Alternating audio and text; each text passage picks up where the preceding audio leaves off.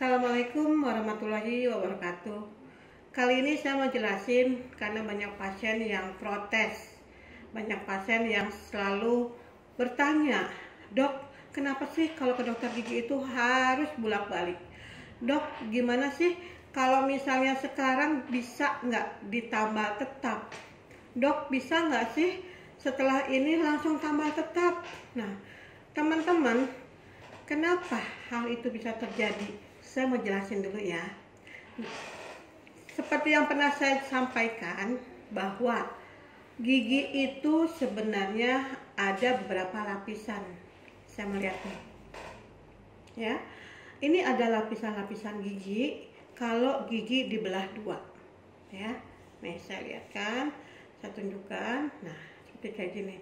Tapi dari penampakan luar, gigi itu hanya terlihat dua bagian mahkota dan bagian akar. Kalau gigi itu dibelah seperti kayak gini, di sini biasanya harus ada gigi. Nah, penampakannya kayak begini. Ya.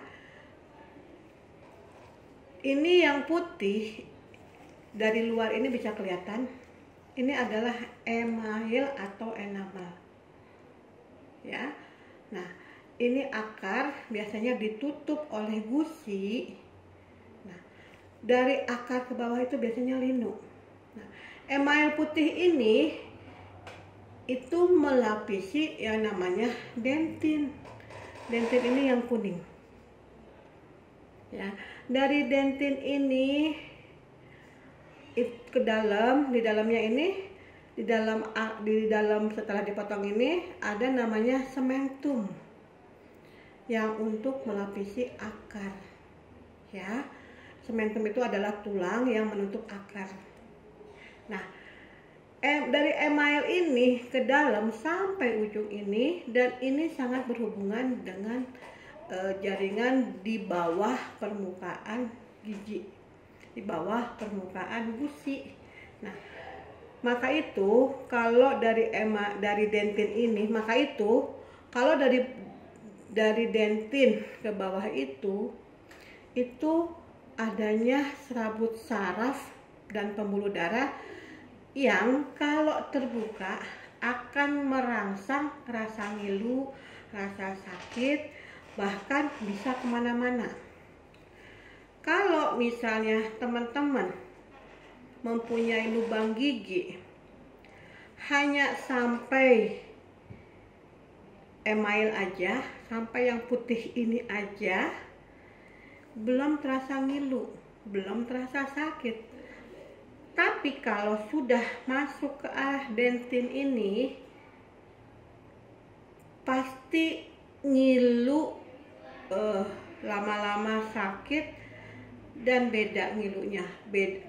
Ngilunya tuh kayak kita makan permen, kita makan yang dingin-dingin atau angin-angin, itu rasanya ngilu sampai ke kepala. Tapi kalau sudah kena dentin dan sudah kebal, biasanya tidak merasakan sakitnya berkurang. Kalau sudah sampai ke dalam, ini sudah masuk ke dalam akar. Dan ini adalah ruang pulpa. Ruang pulpa ini atau tanduk pulpa yang letaknya di dentin ini akan membuat pasien itu dibilang sakit nggak terlalu sakit, dibilang sakit bisa jadi sakit, dan inilah harus melakukan perawatan yang lebih dalam. Jadi teman-teman, kalau misalnya masih sakitnya di sini aja, perawatannya cuma sekali 2 kali, cuma sterilkan sudah. Kalau sampai email aja. Tapi kalau sudah sampai ke dalam, itu kalau saya lebih cenderung melakukan perawatan saluran pulpa. Walaupun hanya setipis email, saya biasanya suka dilakukan tembus. Nah, disitulah perlunya perawatan bolak-balik. Kalau nggak kalau tidak lakukan bolak-balik itu akan sakit lagi karena giginya masih setengah vital, masih dibilang mati enggak, hidup enggak. Jadi harus ditembus, harus dilakukan perawatan saluran akar. Makanya teman-teman, kalau misalnya teman-teman sudah 2 kali datang dan ternyata setelah penambahan tetap masih sakit, itu harus dilihat kedalaman kariesnya atau lubangnya, apakah dia hanya sampai dentin aja atau sampai ke dalam. Ya, kalau misal ke dalam, ini yang harus dilakukan perawatan akar. Nah, untuk perawatan akar nanti saya jelaskan di video berikutnya. Yang pasti ketika kariesnya atau lubangnya sudah dalam, itu perlu perawatan saluran akar yang prosedurnya bisa sampai 5, atau kalau pasien yang nggak kuat bisa sampai 10.